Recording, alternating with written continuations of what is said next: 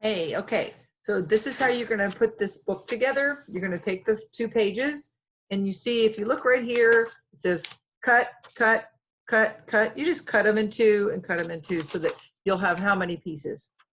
1, 2, 3, 4. You'll have 4 pages, and you'll cut this one in 2 also, and you'll have 4 more pages. So how many pages will you have altogether?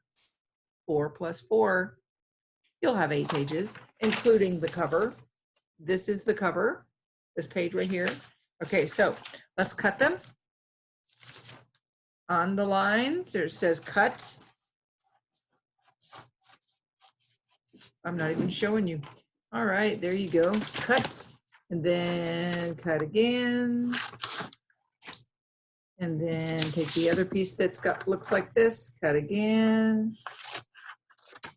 And then take the other piece like this and cut it again. And cut this one. And cut this one. Okay, now I have 8 pieces, and it really doesn't matter what order they go in. It's your book. It's not going to be compared to any other book. So if you will, however, I would do this. I would definitely put the cover on the top. Find this page. That's going to be the first page. And I think it would be good to put this one at the back, the very last page. Other than that, you can put the other pages in whatever order you want. So I'm going to put this at the back. So I want to put this down to the side for a second.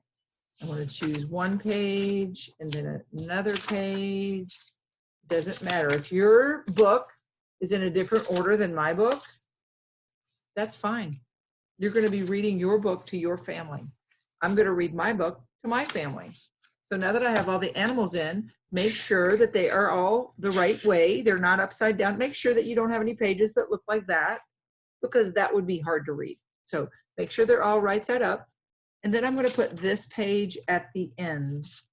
Then I'm going to stack them up, and then I'm going to use my stapler. If you have a stapler at home, staple them together just like we do when we make little books at school. And I'm going to put 3 staples in my book. Okay, and then you have a little book. Who is Oviparous? By, what are you going to put right there? Of course, your name. And then on each picture, I would like you to color the pictures. It makes it, color it nicely, just so it's a nice book for you to be reading to your family. And then you'll read all the pages. Now the last page you have to add more than just color to. The last page says, who is oviparous? A blank is oviparous. It hatches from an egg. Now, I don't want you to do it first. I want you to look at all the pictures they already gave you. Let's read it together. Who is oviparous? By, this one's by Mrs. Green. I'm going to write Mrs. Green. Who is oviparous? A butterfly is oviparous. It hatches from an egg. You're going to color that. Let's read this one. Ready, read. Who is oviparous? A snake is oviparous. It hatches from an egg. Who is oviparous? A chicken is oviparous. It hatches from an egg. Who is oviparous? A turtle is oviparous. It hatches from an egg. Who is oviparous? A ladybug is oviparous. It hatches from an egg. Because it's an insect. Who is oviparous? A frog is oviparous. It hatches from an egg.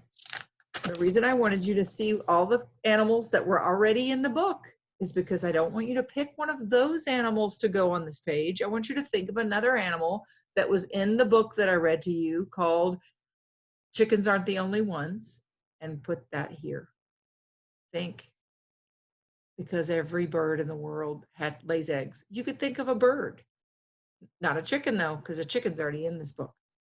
There was something else. Oh, dinosaur. That was not in this book already. You could use dinosaurs. There's all kinds of sea animals that lay eggs that wasn't in the book that you could put on this page. There's something that is in the arachnid family you could put on this page. What is that? You remember? Yeah, you could do that one. So there's lots and lots and lots of choices that you could put on this page. I want you to use invented spelling to write its name, draw a picture of it, and then you can read, after you've colored all the pictures, you can read your Who is Oviparous book to your family members. Okay, good luck and have a great day.